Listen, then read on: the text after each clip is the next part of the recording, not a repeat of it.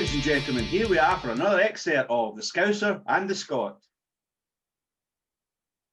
Today we have our good friend Steph Honde, from guitarist Hi. in Hollywood Monsters, vocalist in Now and Never. Steph, how are you doing? I'm good, thanks. Well, thanks a lot for joining us today. We have got a few questions for you, so let's get started. Can you give us an influence, like a bit of background in your influences and how your music journey started? My influences, the first band I've listened to was Iron Maiden with Seven Son of Seven Son. That was my first introduction into music. And then the next week I got to listen for the first time Pink Floyd. So two different kind of music, but I like anything from metal to rock prog. I love Genesis, things like that. Really? Okay. Old school.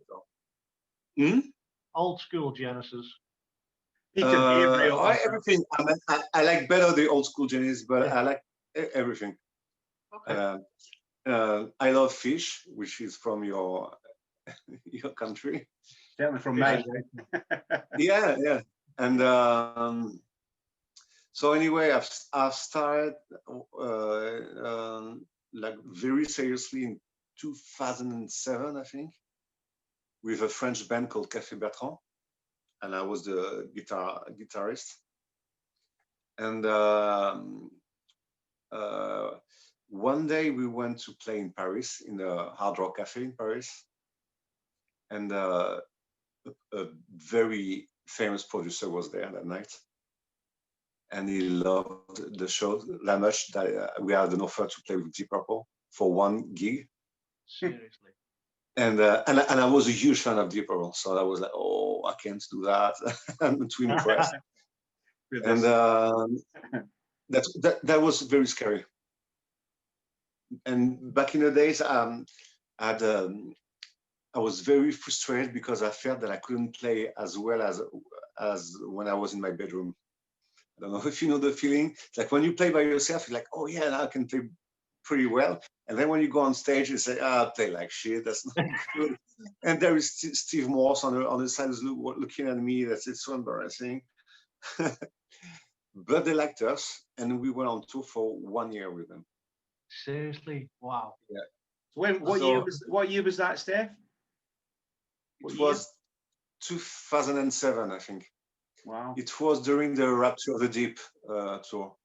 So I think it was 2007.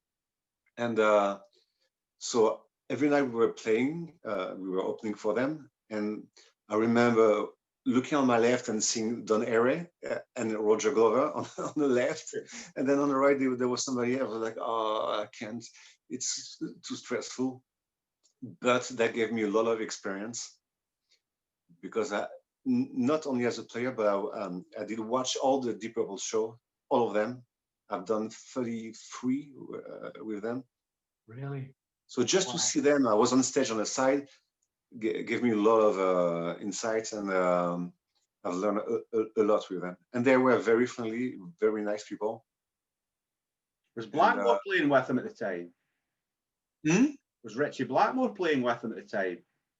No, Steve Morse. Steve I was going to say, because he doesn't have the best of reputations when it comes to... Yeah, no, I know. Yeah. No, they were all super nice, really. And after that, after that we had one night. I had a call from the same producer, and he said he called me. It was like midnight, and he said, "Are you available next week?" And I say, "Yeah, why?" He said, "Oh, nothing." And I was like, "That's weird. He just asked me something, and he hangs up. I don't get it." And then he called me back. He said, "Okay, now you're playing next week." I said, "Okay, where?" He said, "You're playing in the biggest stadium in France. One in the south and one in the north." I said, "Yeah, in Paris and Marseille, the second biggest city in France, with AC/DC." I said, "What?" And it's next week. I said, we can't rehearse. We don't have time. No, okay, no problem.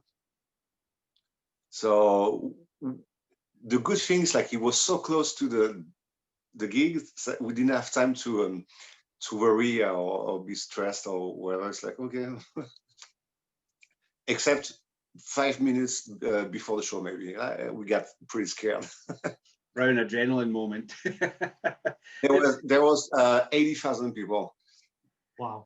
And that all came about because the right man was in the right place that night in Paris watching you.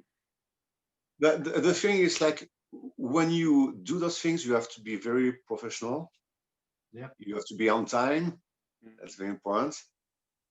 So when we did the first gig with Deep Purple, I guess we were nice, and we didn't have a big ego, so they liked it. I guess they liked the music as well. And we became friends. But we had to always be on time, otherwise that wouldn't have been good. And so yes, if you do good, then somebody else is going to call you in the future. It's not good to talk shit about people. That's very important. You don't talk about your sorry for the sound, your drama or whatever. It's not a good thing. Yeah. And when you're young, you kind of do that all the time. You know, it's like, oh, this guy is a douche, and now I don't like this one. And it's like, if you don't like somebody, just don't say anything. Yeah. It's not a good thing. Because they're like, oh, that guy is a drama queen, and I don't want to be with him. So you're just nice. You do your, because it's a job. So that's what most people don't understand. Oh, they say, oh yeah, it's rock and roll. You just drink, and there's a lot of women and blah blah. No, it's like you have to rehearse like crazy. You have to practice all the time. You write songs. Then you have to be fit, because when you sing, you have to be able to deliver every night. So you can't drink. In my experience, I've seen just one guy that way, and not even Paul Diano was this way, because he has a history with that. But he was very nice, and I've never seen him drink nothing. I think the whole persona has changed. I think the whole persona has changed now from back in the 70s, where people were getting absolutely trolleyed and going like partying every night and then gigging the next night. Now, as you say, it is a profession. It's a job. You wouldn't go to your own job. Back in the days, there was a lot of money involved. Yeah, definitely. And it was kind of new. I mean, this rock star thingy lifestyle. Now it's not this way, unfortunately, anymore. There's not a lot of money left, so you better be good at it. I think that's the thing, isn't it? It's the fact that you don't have the ability to earn huge amounts of money, certainly not in rock and metal anyway, that makes it.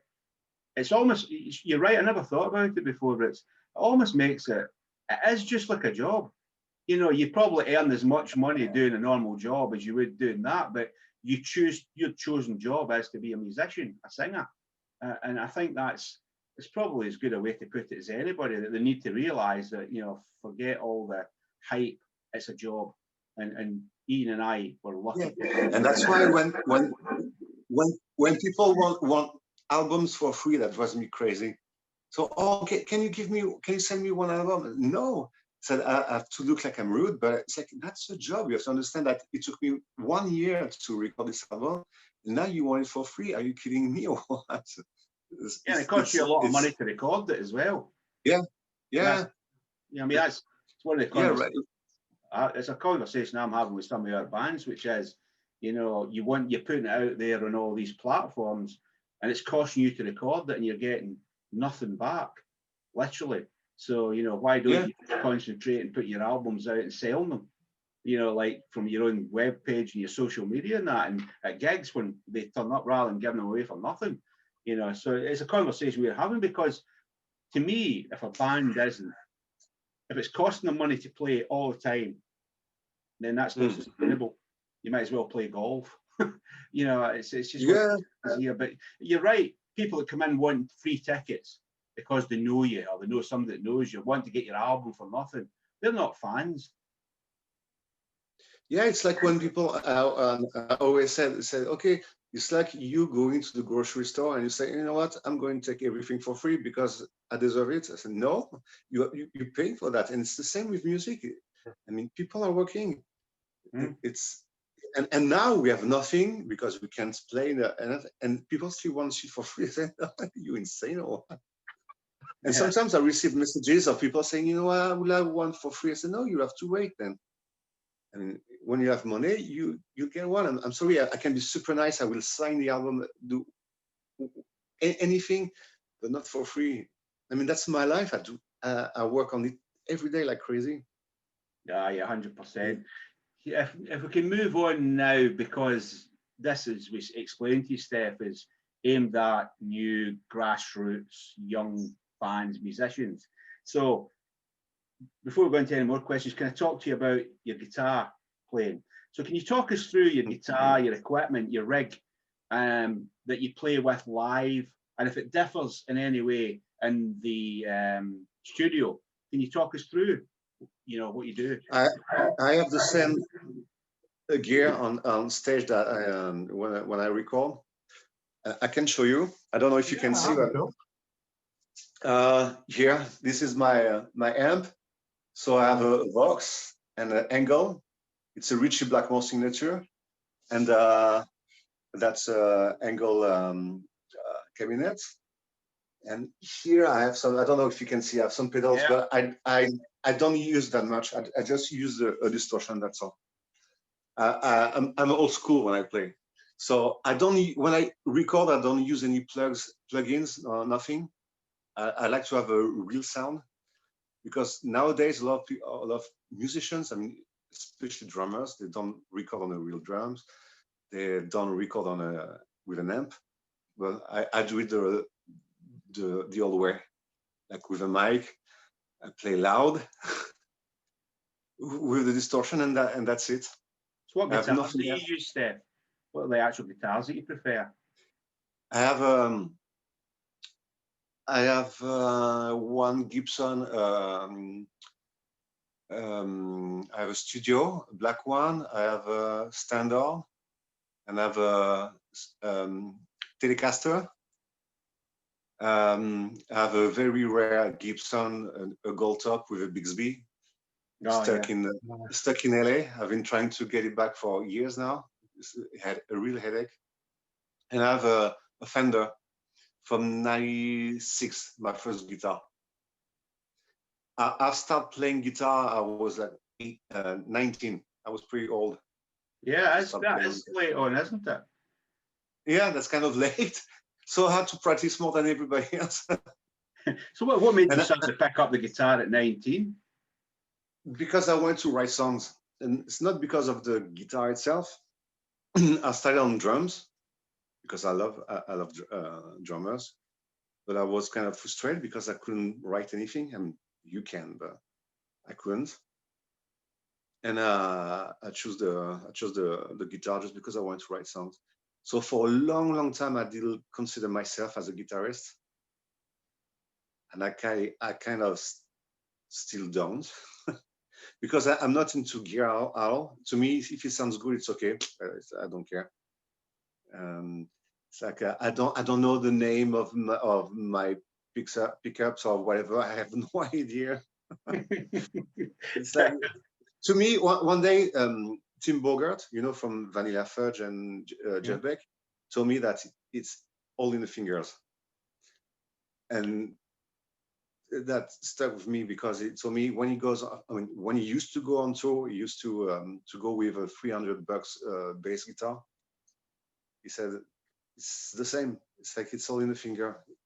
He said people will never see the difference if you play with a 10 grand guitar or a 100 guitar. The guitar is just the comfort. I mean, you with a expensive guitar, you feel comfortable, but people who listen to you, they don't. To be frank, they don't hear the difference. Like, you know, when David Gilmour plays The Wall, the guitar solo, it's played on a Gibson. Everybody hears a Fender. No, that's the way. yeah, that's the way it sounds, because it sounds just, I don't know, like Guillermo, and it's not a Fender, it's a Gibson. Well, He's yeah, I think you're right. There's a lot of young musicians. You know, it's like me. I can't play a guitar, but if I could, first thing I'd want is a Les Paul, white Les Paul, just because it looks cool. I've no idea Exactly. how to play. I've no idea anything about it, but it looks cool, and that's all I care about. But Yeah, me too. Now I play Gibson because he looks cool. but the thing is that you're right, that if you can't afford the best, you can have the best equipment in the world, but if you don't have the skills here, Yeah.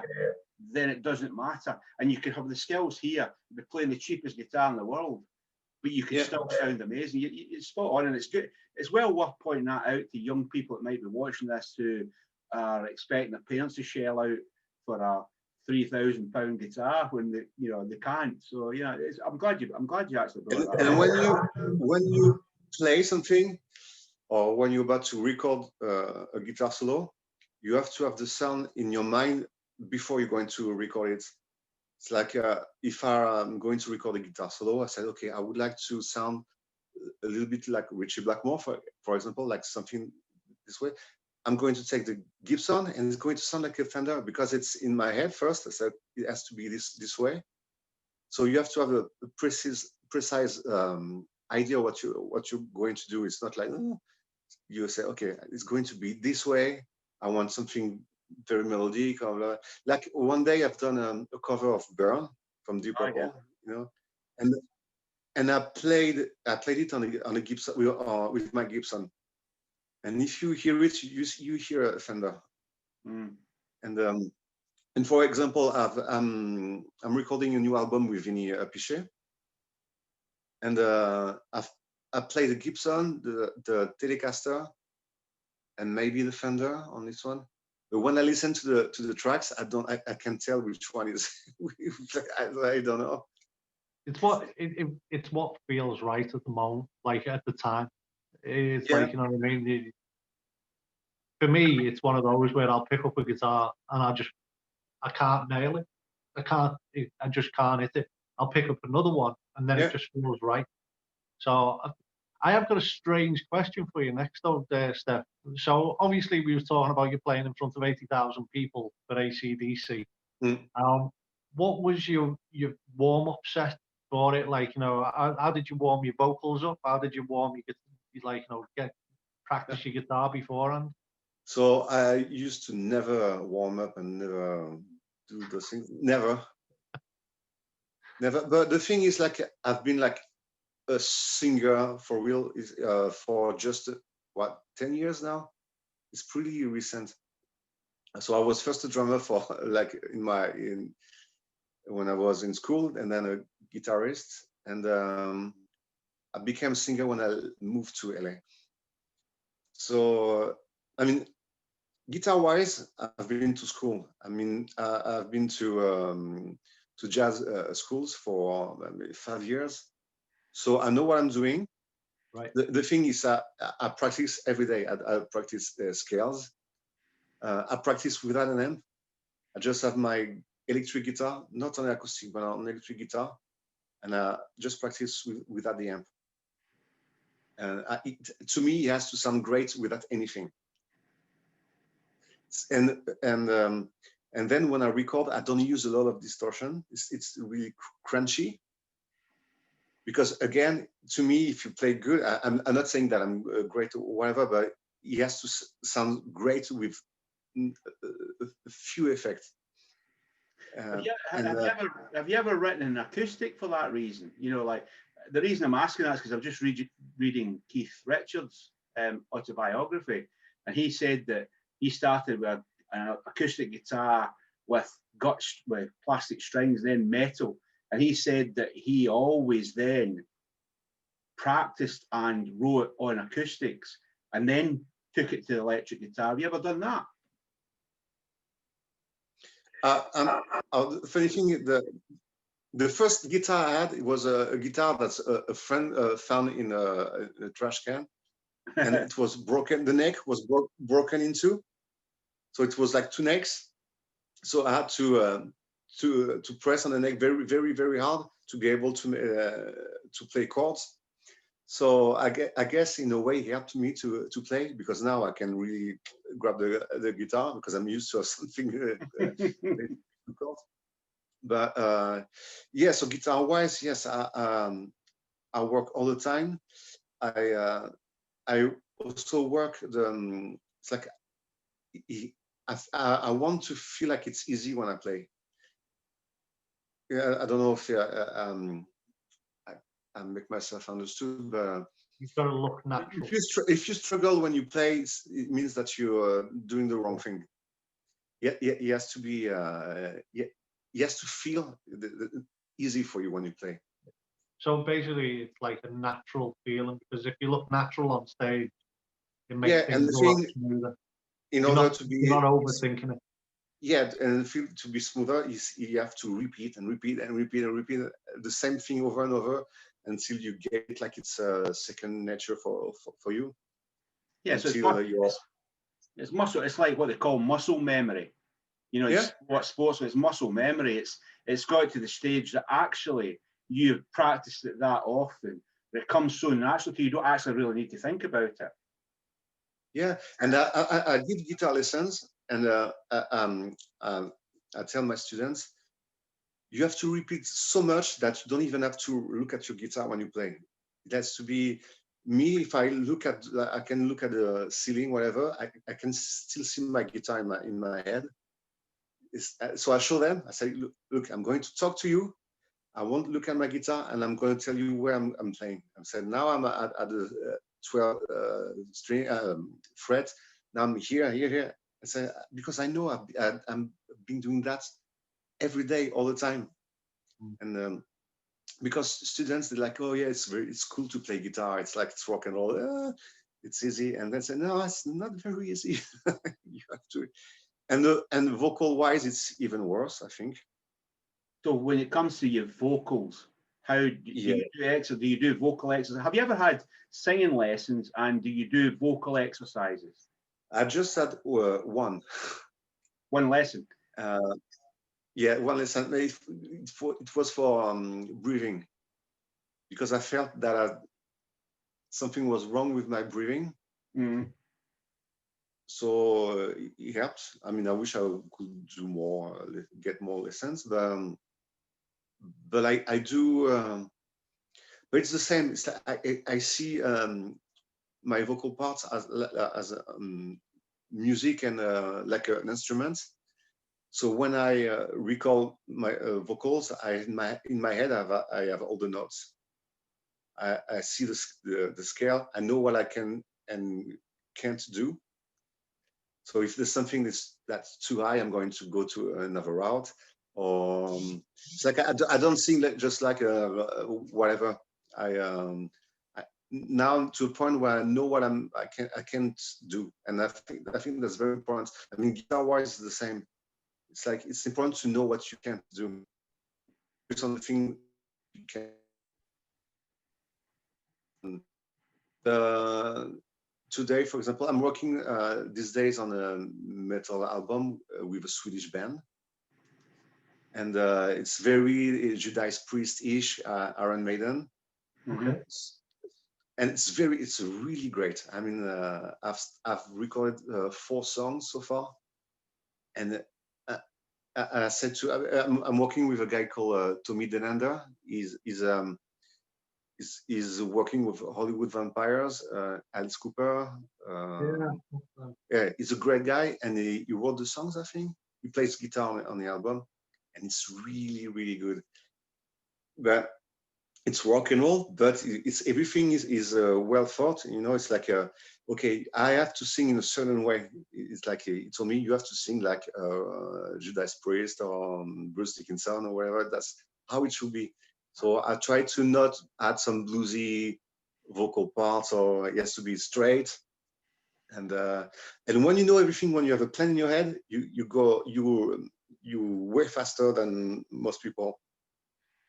Because if you don't know, you're just like, okay, it's going to take forever. Yeah. You need to have a plan. It's like, okay, you have to sound this way. This song has to be like that. Your voice don't have to be, for example, super clear on his song because it's more like a Motorhead song. So don't think about being beautiful. You think of being like to sing with energy, things like that. It's important. Yeah, that's great. It's great. I like the insight into singing. This is the first time I've actually spoken to somebody on this show that's actually a singer. So, well, you know, like about singing. And I think it's one of these things that, in hindsight, though, do you wish you had done more, like got more lessons in singing, or do you not think it matters to you? Well, having lessons? Yeah, like, you know, like your breathing and that. Can your voice stand up to it quite easily? Are you naturally capable of doing that? I think about my breathing a lot because sometimes people ask me to sing things that are very demanding, like the non-album, the Now or Never album. Yeah. That was very hard to sing, and I had only 1 week to record the album. And the crazy thing is, 3 weeks prior to the recording, I had a virus. So I don't know what was this virus, but I couldn't speak. I lost my voice all of a sudden. Wow. I went to the doctor and said, "Yeah, you have a virus." I said, "Oh, okay, great." I said, "But I've," and so I had to be very careful. I went to the record studio. I couldn't even speak. So I really had to think about the breathing because that's the key of everything. Because the breathing, you don't drink, don't smoke. You can drink tea if you want with honey. Green tea. Don't. Yeah, I'm sorry. Definitely green tea. Yeah, but I never went to bed that early in my life while I was doing this album. I was in bed at, I don't know, like 8 or 9. That's all. I was so tired because of the recording, because that's all we were doing, record. And when you record, you will repeat over and over and over the same thing. And over the same thing that's hard for you to sing, that's something super high. It's like, oh, can you do it again and again and again and again and again and again and again? And the funny thing, then one day you turn 70 and people expect you to sing exactly the same as when you were 3 years younger. And that's the thing that annoys me sometimes with, for example, with Ian Gillan. People be chatting because he doesn't have the same voice anymore. But the guy is, I don't know, like 75, something like that. I mean, really, they understand that the song you have recorded back in the days, you had to sing it like maybe 50 times to get it right.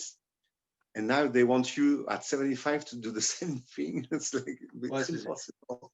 It's as I always say, you can't run as fast as now as you could then either. And it literally is the same thing, it's the same thing. It's your body, And if you've used any part of your body that much for that many years, it's got to have wear and tear on it, hasn't it? Yeah, there's just a few guys who are the same, like Glenn Hughes. He still has the same voice. It's like, I don't get how he does that, but there's just a few. Dio had a great voice still before he died. And Steven Tyler. Yeah, he has a great voice. Yeah. Oh, amazing. Absolutely. Great. Still got it. Next question. What would you recommend to a new band or an artist starting off? Rehearsing and social media. Obviously, we've touched on equipment already. So obviously, let's touch on like social media. Social media is a very tricky one. For example, I'm only on I'm on Facebook and on Instagram a little bit, but I'm not on Twitter because it annoys me. And it's like I'm having a love and hate thingy for the social media. I think it's great, but most of the time I wish everything would be gone forever, because I like it better when we didn't have a social media and we had concerts instead, and a life outside, because I don't know, now people want to have things instantly now. They want to have music now. They want to see something now. Back in the days, we had to wait to see something. So that thing was precious, like to go and see a concert. Yeah. It was something like everybody would talk about. Now you can see it on YouTube. That's nice. But then the music has no value this way. It's like, and so I do Facebook a lot, but Mind you, if it hadn't been for social media, if we hadn't had social media when the lockdown came and COVID, we'd have been screwed. That's all we have left right now. It's a social media. Yeah. But the thing is, I never post negative things on social media. It's always something positive. I don't think I talk shit about people. It's always something. It's always about music. I don't talk about politics. Yeah, that's not. Sometimes I wish, but these days it's too. Especially in the US, it's like it's a tool. If you say something, then you have the half of the US against you. So, whatever. Oh yeah. Especially in America, yeah, definitely. Oh yeah, they are. I don't know what's going on over there. So no, and I think it's not a good thing to complain all the time. I mean, we have COVID. It's bad enough. And I don't talk about COVID. I mean, it's here. But like yesterday, I don't know, I did a post saying that I was working on 4 albums. I mean, you have to talk about good things, about the things that are going to happen, instead of, because I could write, oh, you know what, I'm stuck in my house. There's nothing I can do. Maybe I should hang myself. And I said, no, I'm stuck now. I'm going to record more and more because I have time to do that. And COVID, it's a horrible thing for us, but it's going to last what, maybe 2 years, and 2 years in a lifetime is nothing. So we better work on music like crazy for 2 years, and then be ready when everything is when we are able to play again. Because the thing is, like, I think a lot of bands are going to disband during this year. I don't think there will be any gigs in 2021 either. I think it's going to be a challenge. I really do. But we obviously, I know we're touching on COVID at the moment, but we are, like you say, we're trying to all be positive. All musicians are like you say, hopefully working hard, writing new material and stuff like that. And hopefully the vaccine is released and everyone can get back to a bit of normality, and gigs are going to happen by the end or mid 2021, all going well. So I think we can only hope for that. Yeah, 100%. But I do think also, Steph, that the bit he said, which is, even without COVID, I always say to my bands, when you put something in social media, be positive. Think before you put that send button, because if it's read the wrong way, seen the wrong way, or it's misunderstood, it can have a very negative effect on your band. And when you're putting something, even if it's on your own social media, which is your own one, your personal one, you know, like a guy I knew in a band is very pro Scottish nationalist, and he kept putting things like that up. And I'm saying, you do realise that you've got a lot of fans in England that's not going to like this, potentially. Anyway, and his attitude was, well, I'm not bothered. I'm saying, well, that's fine. You know, but to me, I wouldn't have wanted my bands to do that. The personal life and the band life are 2 different things, 2 different entities. Would you agree with that? Yeah, and I think as well, you have to engage people in your post as well. You have to say, hey, what do you think about that? And the thing I do is, like, I thank everybody, because that's something I would like. When I was a teenager, I was like, oh, I wish that musician will answer me, respond to me. I will be so happy. So I do that to everybody, because I think that's cool to be nice with people. I mean, it doesn't cost anything to say thank you. and it's So, I mean the days when people want to be a bad boy, I think it's kind of cheesy now. Just being a nice, especially these days. I mean, with those things with Trump in the US, the COVID, the conspiracy theories, and it's like enough already. yeah, too right. So before COVID, Steph, did you used to go out and see bands, like live? And did you ever go out and see like unsigned bands, grassroots bands when.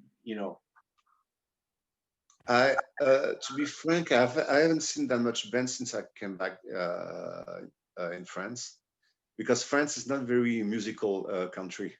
Really? Unfortunately for me, yeah, no, especially rock. Wow. Okay. Yeah, I remember I've seen Jim Jones Review. I don't know if you know that band from England, and Jim Jones. They're no longer around. It's a great band, but it's kind of a rock and roll punk-ish band. Okay. It's great, and but I've seen a lot of bands in LA. I've seen Rush. I've seen Joe Bonamassa in a little club, the very tiny club. I've seen Vivian Campbell, Drum Wars in a bar. Ted Nugent, I've seen. Seriously. Oh, that was kind of weird because the guy on stage is very good. There's nothing you can say about his performance. He's a very good guitarist. I mean, the show was great, but while he was playing, there was a screen on stage, and you could see him hunt deers and things like that. And it's like, well, that's kind of weird. And yeah, I felt kind of I don't know. It was weird. So Mr. Big as well. Paul Gilbert, Yeah, legend. yeah, but there's so much in LA. I mean, there's so much that like you like, okay, tonight, there's Judas Priest and Black Label playing together. I'll wait next week. Maybe it's next week there's something else. There's so much going on. Yeah, I can imagine. Now I'm in France. There's nothing. That surprises me. That I am shocked by that. Yeah, really? Obviously, and I know you play guitar. You play it very well. I've seen lots of videos with talk guitar before as well. Who have you actually seen play and go, oh my god, I've got to learn that. That's amazing. As a guitarist? Yeah, as a guitarist. Who amazed me? Back in the days, that was Steve Vai. Back in the days, on the first albums, Flexible and Sex and Religion. I think it's amazing. I'm a big fan of Frank Zappa. Quality. I know it's kind of weird music, but I love Frank Zappa. But I'm amazed by guys like Jeff Beck, David Gilmour. They are not very technical, but when they play, to me, it's every note is important. And to me, that's my goal in life, to do a guitar solo, and every note is important. And like when I record a guitar solo, the first take I always play like crazy fast, and I never keep that take because I'm like, okay, that's cool, but it's totally useless to me.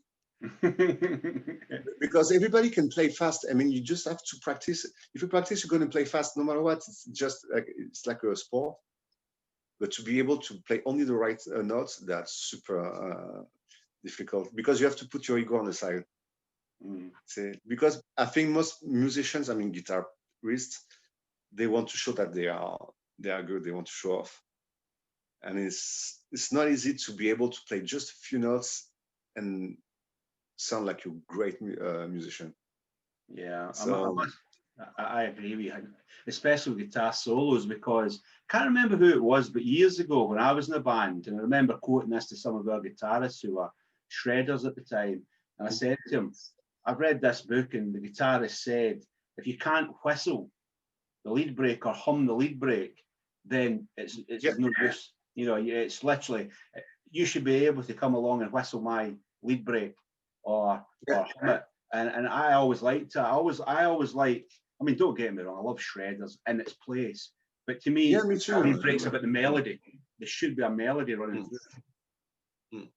Like when you hear I don't know, like another brick in the wall, the guitar solo, everybody is able to sing along the guitar solo. To me, that's the most important. I mean, I'm the same. It's like when I listen to the first In Vim Amstein album, I think it's great. I really love it, but That's a tough one to whistle to.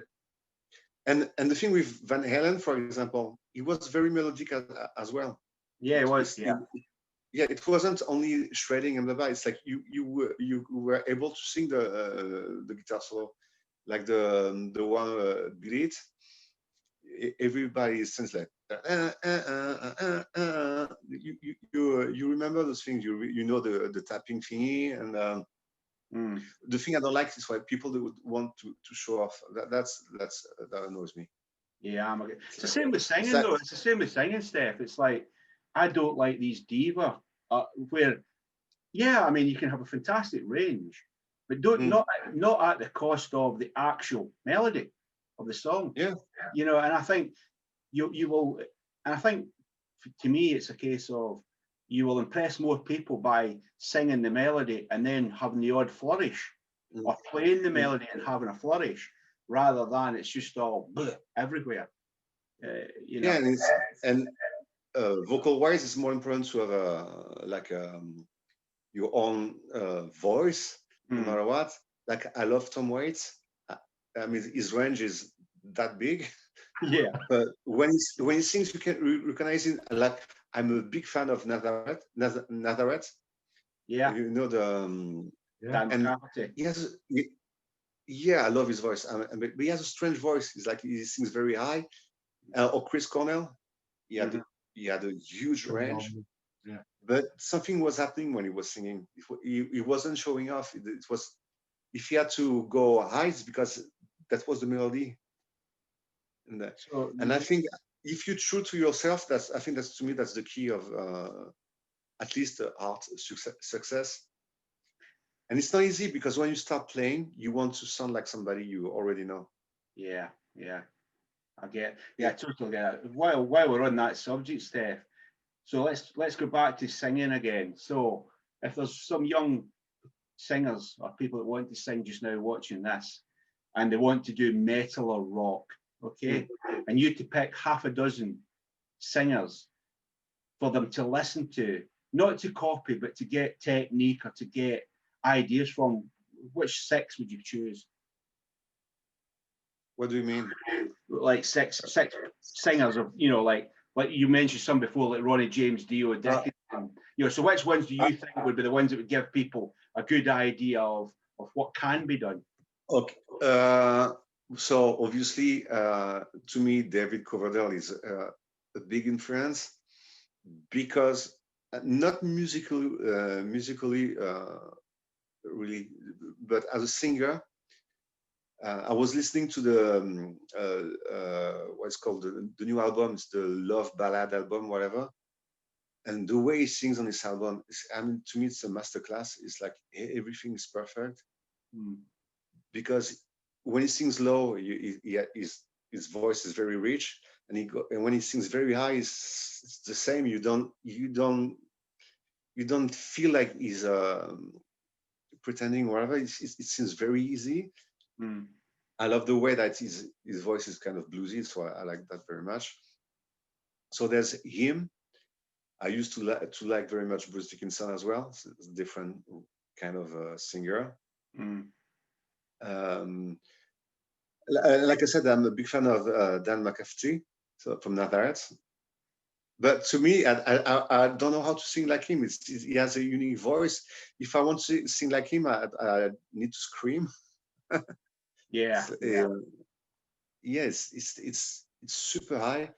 But if you want to learn how to, if you want to listen like to real singers, to singers who are practiced a lot, you have Dio, Coverdale, Glenn Hughes, and I think that Dio didn't like Ozzy Osbourne because Ozzy didn't used to practice or whatever. He just used to sing and Dio was somebody who used to practice his voice and who else? There's so many. I'm a big fan of Roger Daltrey from The Who. But that's this kind of But this guy, I'm sure he has never practiced his voice. This is just the way he is. You can tell it's not always in tune. I think he's a great singer. I'm looking at my CDs. I'm looking. Who do I like? I'm surprised you haven't. Do you know what? I'm surprised you haven't said Freddie Mercury. Who? Freddie Mercury. But you know what? I'm not that a fan of him. Really? Wow. No. Okay. That surprises me, though, because I know a lot of people rate him as one of the best. He was to me. Yeah, to me on stage he was incredible. Yeah. I like the albums from the 70s. Yeah. I don't like the albums from the 80s at all. No. Yeah. I really don't like them. Maybe I can say that I hate them with a passion. And the thing is, on stage, to me, vocal-wise, I mean, everybody's going to hate me, but he wasn't singing the same as in the albums at all. Yeah. So it was the drummer who used to do all the high thingy. I mean, he was kind of smart because he didn't try. He was like, okay, every time there's a high note, I'm going down, and the drummer is going to do it for me, which is smart because when you listen to the albums, like, okay, sounds good. But that's not him doing so I don't know, that I always have a hard time with that. David Bowie, that of course I love. And to me, he's a very underrated singer. I remember somebody told me a few months ago, he said, "Oh, this guy wasn't like a very good singer." I said, "Are you kidding me or what?" He had a low voice, but he could sing very, very high. And like, if you listen to Life on Mars, it's super high. It really is very, very high. And there's Peter Gabriel from Genesis, when he was in Genesis. Yeah. I mean, I've done a cover of, I don't know if you know the song Supper's Ready. Yeah, I know it. Yeah. So, so by the way, maybe I'm going to, maybe I'm going to release an acoustic album next year. Okay. And there is the song Supper's Ready. It took me 1 year to record the song. I've played everything except the drums. And the vocals, they were the hardest vocals I ever had to sing. Yeah. Because that's another underrated singer. Because we only know, I mean, we don't. I'm sure you don't, but people know Sledgehammer, things like that. I mean, it's nice, but when you listen to the old Genesis, that's really hard to sing. Yeah. There was a lot of passion and what I like with musicians is when it feels like it's easy. Yeah. When or a guitarist, when you see like the guy playing guitar, it's like, it's like, I don't care. It's like, I like to watch a singer say, "Oh, I could do it. It seems so easy," and then you try to sing, say, "I need to practice." Yeah. Yeah, like when you watch Steve Vai playing, you're like, "Oh, seems pretty easy. Doesn't seem to move his fingers that much," and then you try to play it. Good luck. So obviously, you've supported a number of top artists. You've worked alongside top artists. You've supported bands like AC/DC, Deep Purple. The list goes on. What would you recommend for a up-and-coming band? How to improve their gig profile? How do they get their name out there to play gigs like that, Steph? I know we talked about hard work and stuff. So I don't think people realize how much effort is actually put behind the scenes to get up to that level. So the thing is, you have to create opportunities. You have to have connections, because it's not all about music. That's where people make a mistake. It's like the music is just a little part. I mean, it's a lot of work, but it's just a little part. The thing, the biggest thing is to have connections, to know people, to meet people, to not be afraid to meet people that are famous. So, like when I first went to LA, I went there, I didn't know anybody. Like I couldn't even speak English back in the days, so that was very frustrating. And but I wanted to meet Vinny Appice, so I found his email. I don't remember how. I sent him an email, and he said, "Oh yes." And I went to a restaurant with him and Bruce Kulick from Kiss. And that was very hard for me because I was very impressed and I couldn't speak. But you have to do things like that. You have to force yourself to talk to people. That, like, if there's a gig, try to meet the band after the gig, talk to them, learn from them. For example, something crazy that I've done. So the first time I went to see Deep Purple, I've seen them with an orchestra. Dio was a guest as well. I don't know if you heard this album. There's a live album with an orchestra and Dio. It's great. And I went to see them. And after the show, I was like, I can't sleep this way. And I need to find a way to meet the band. So I found the dressing rooms, and I saw a bodyguard in front of the door. And I said, "Can I come in?" He said, "No, of course." I said, "But I'm a good friend of the producer." I was just bullshitting. And I got inside, and I get to meet the band. You have to do things like that. One day I met Robert Plant as well. Seriously? That was very scary. Yeah, I can imagine. He came to me and said, "Hi, I was the singer of Led Zeppelin." I said, "Oh, really?" Imagine he had felt the need to explain who he was. That's funny. So I took a picture with him. I was very happy. I met David Gilmour as well. I think I was the most impressed was with him because of I didn't know what to say. I felt like I was stupid. But the thing is, like, you have to meet people. Yeah, even on Facebook, try to talk to people. Because you never know. Don't ignore people. I mean, like, somebody's not famous. Maybe tomorrow is going to be famous. So don't be like, "Oh, I don't talk to you because you're nothing." Yes, you have to talk to him because maybe one day it's going to be something, and maybe one day it's going to teach you something. Yeah, 100%. You've got a new release with your band Now or Never. Can you tell us about what you've got? I mean, you mentioned as well that you're going to bring out an acoustic album. Can you talk us through the next couple of years what you've got planned, Steph? What I'm going to release? So the acoustic album is not done yet, but I think it is going to be released. And it's songs from Hollywood Monsters, played with an acoustic guitar, piano, some new songs, 3 covers. The Super's Ready, so the 24 minutes long cover. There's a cover of Deep Purple, Sail Away, with Jim Crean on vocals, and Hearts Gone Cold from Nazareth. And next year we're going to release an album with Jim Crean and Vinny Appice. As a guitarist, I play guitar, bass, and keyboards on that song, and I wrote all the songs, and Jimmy wrote the lyrics, and it's going to be a great album, like very old school, very Dio, Black Sabbath, Led Zeppelin-ish. Nice.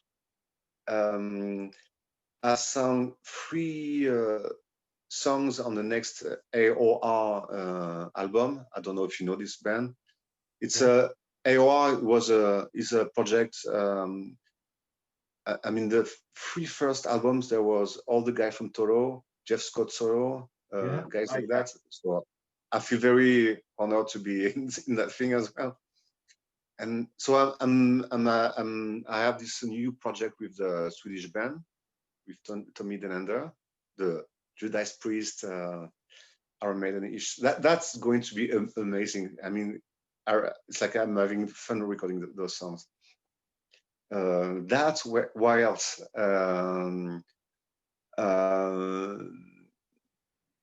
I'm going to release a cover of another cover of Genesis.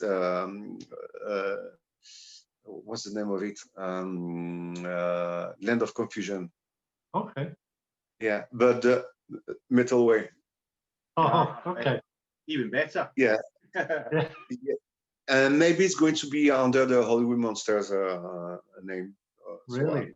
But with that vinyl appreciate, it's with a drummer from Canada, a young guy, is very Alex Van Craven, a very good drummer.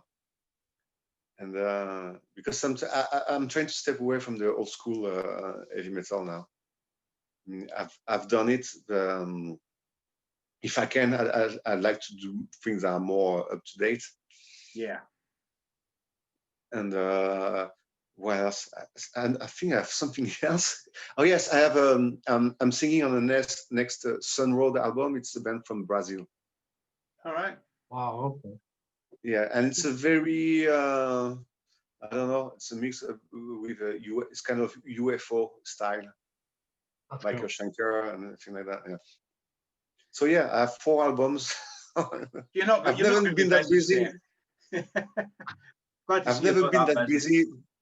Yeah, it's like I'm in a lockdown and I'm busy like crazy. That's kind of weird.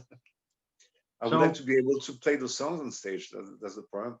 Yeah. Are we expecting to see you come over to the UK at any time? Hopefully in the next year to play some of these songs. I would love to play in the UK.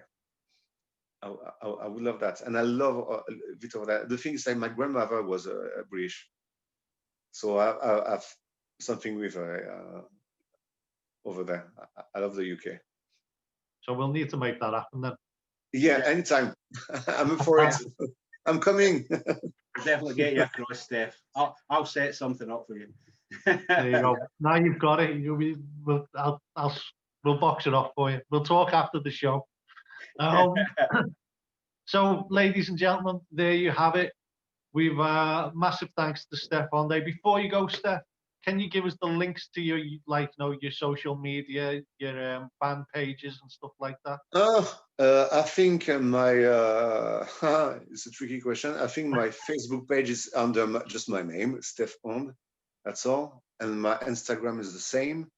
Now or never, I think it's nowornever.com. That's all. That's easy to remember. So I don't go on Twitter. One day, maybe. One day when it's a lot of time. It's annoying. I'd rather play music, and I think that's all. But Facebook, it's where everybody go these days. So what I'll do, Steph, I will put the links down below, so they'll be down there somewhere, everyone. So click on the links below to check out Steph's details. Somewhere around there. Yeah. So, John, over to you. Well, ladies and gentlemen, I hope you've enjoyed that as much as we have. Until next time with the Scouser and the Scot, you know what to do. Hit that cowbell and subscribe.